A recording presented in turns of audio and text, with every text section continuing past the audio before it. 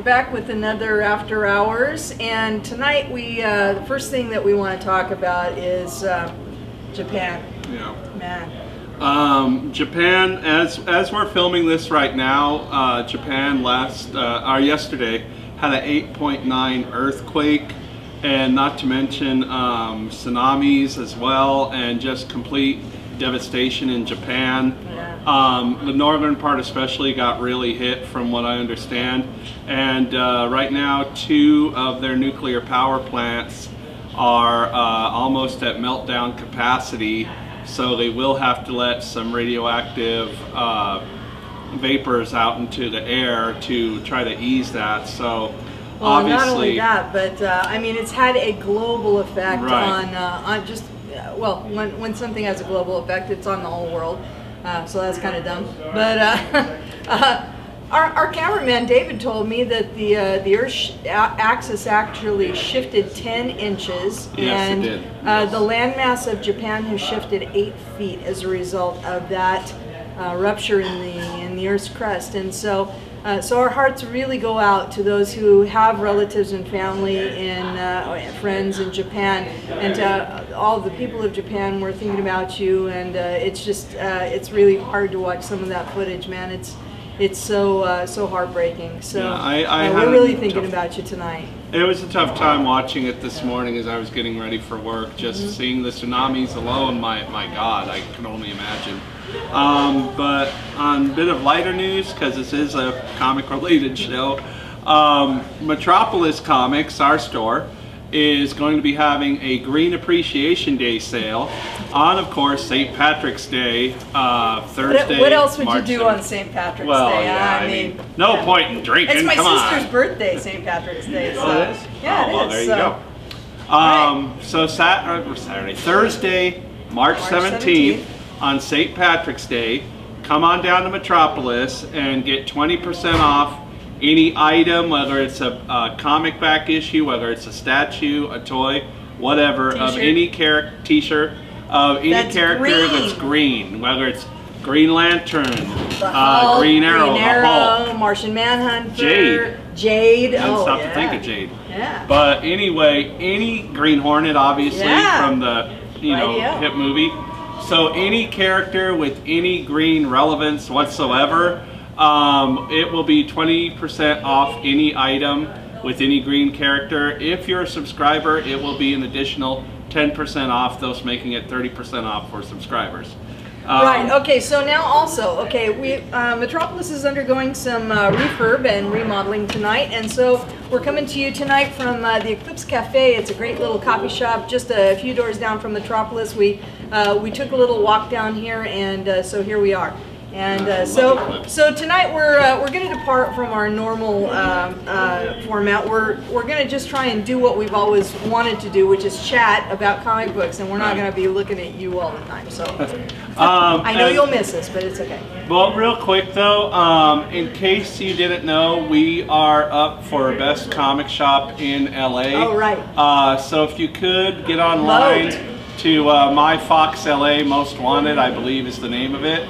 And it's My Fox LA City Voter. City Voter. My Fox LA City Voter. Yeah. And if you could, if you love our shop, and hopefully you do, vote for Metropolis Comics for Best Comic Shop. Yeah, we're in LA. second place right now, so so all your votes count, and I think the voting still goes on for another week or so, a little bit yet. So yeah, we really need your votes. So. And then before we get into the reviews, real quick, because I am so corny ever since I was a little kid about Happy Meal toys.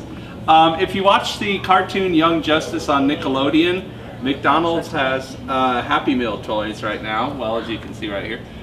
This is Robin and his Robin cycle. Oh, you found the... Yeah, and you put him down on the ground and he simply shoots out stuff at you. He shoots batarangs. He shoots out his batarangs. So, and then they have cool. Connor Kent, Superboy, and he wants to punch stuff and his chest lights up. Okay.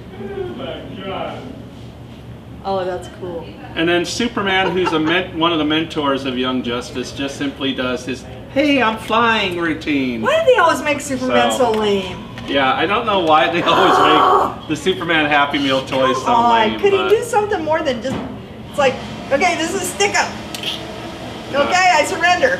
So it's like, He's French or something. you're not the boss of me, Superman. Anyway, they also have, besides, you know, if you're a fan of Young Justice, they, you know, it's cool to have on your desk at work, or, you know, get them for your kids. They also have Captain Cold, Black Manta, Kid Flash, Aqualad, some characters that have never been made into Happy Meal toys. That's cool. So it is, they're very cool. So getting into comics, the main thing that we want to start off with is this is the final issue of Fantastic Four. And so what I wanted to tell you about it was it's done by Jonathan Hickman, as it's been lately. Well, Jonathan Hickman also, hasn't he written some TV shows? Doctor Who or? No, that's Paul Cornell. That's Paul Cornell. Jonathan Hickman, but he's an excellent writer. Yeah, he's a very good writer. What he's been doing on Fantastic Four was just amazing. And this is the absolute final issue. And as you know, last issue, Human Torch died. Right. Trying to hold off Annihilus and all the characters from the Negative Zone from coming over into our world and just taking it over. Right. So just before we started shooting, I took an opportunity to take a look through this, and this is John showed this to me, and it's all pretty much it's mute, right. Except for there's a backup feature in it that I thought was very touching. I actually had a chance to read it. It's just a couple pages long, and I thought it was very touching. It was nice. Spider-Man and Franklin Richards talking about their uncles who had both passed away. Yeah, of course. Franklin's Uncle Johnny Storm, and Peter Parker's Uncle Ben. Very touching story. What I really loved about the front story, though, was all of the different scenes that Jonathan Hickman lets play out completely silent. So very well done. Not so well done, unfortunately, even though I thought it was in Amazing Spider-Man 654.1, where the new Venom's... What? Yeah, I don't know. Yeah, I don't know. The point one, I guess, is to say this is a good jumping on point for new readers. That's what Marvel's trying to do. It's just screwing with me. Anyway, Rick Remender, I guess? Remender, I think his name is. Rick Remender, yeah. And he's done some cool stuff. Tony Moore, who did the first 6 issues of The Walking Dead, now does Venom. Why?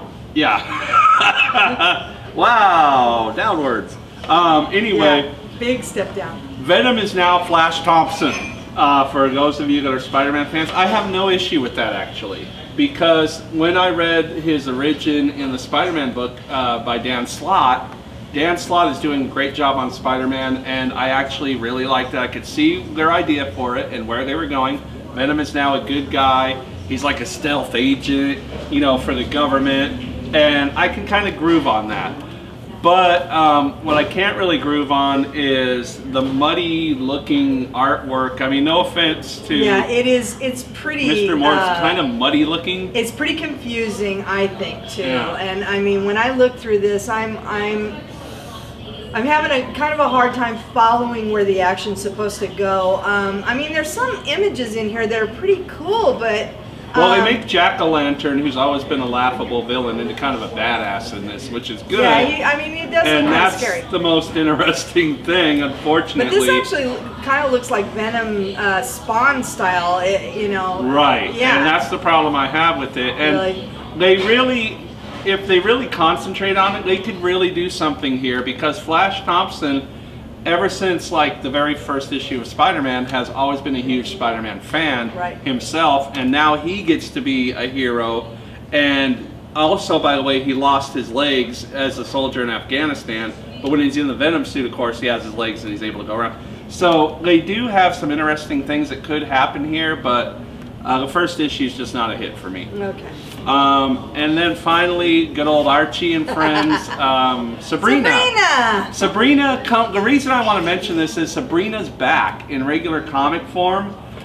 Sabrina for a long time now, has been like manga form. Yeah. Which, that's fine, I guess, if they wanted to go that way, but that character looks best like the way Dan DeCarlo originally did that character. Yeah. So basically, really quick, Jughead has lost his love for food, Sabrina tries to do a spell to help him re-find his love for food, and instead she screws up, and now he's in love with Sabrina, and hilarity ensues after that. Well, he's always had kind of a crush for her. I almost Right. said something bad there. I didn't say. But I almost didn't say crush. I mean, I noticed that they strategically drew the broom way up here in his hands instead of him sitting. I didn't notice that, so good point.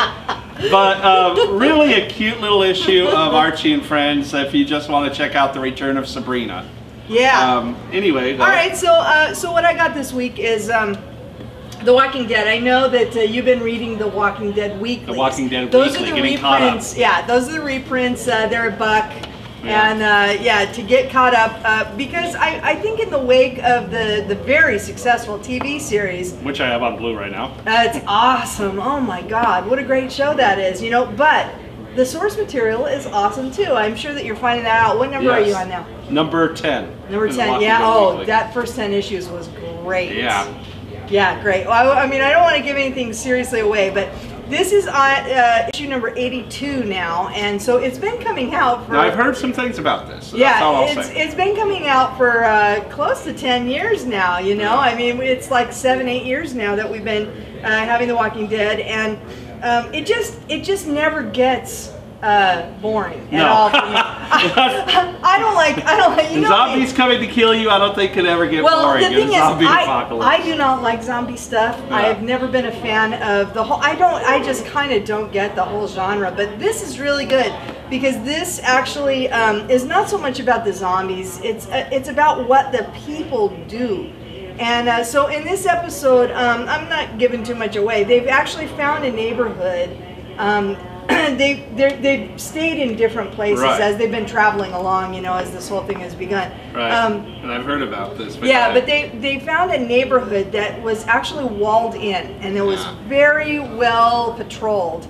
And they had a great thing going. They had kind of shut out the whole outside world, and the whole zombie thing was far away. And really the only ones that ever went out into it anymore were the guys that went out looking for supplies when they got low on stuff. And these guys would go in like a surgical strike, come out, and you know, just get what they needed. But now the wall has been breached, and the zombies are walking around in the neighborhood, and so their safe place is now gone. Ooh. So yeah, so that kind of sucks. And this is going to kind of change the way that the characters relate to each other now. The thing that I like about Kirkman and the way that he writes it also is he's not afraid to let a good character die. No. Yeah, so you don't know who's going to ever die. Well, because in his own words, what he said is, if you're afraid to let the main characters die, then there are no stakes. Right. So exactly. he has to raise the stakes, and the stakes are really important. I'm a firm believer Okay, in so that, the last thing I want to mention is just the return of cross-gen characters.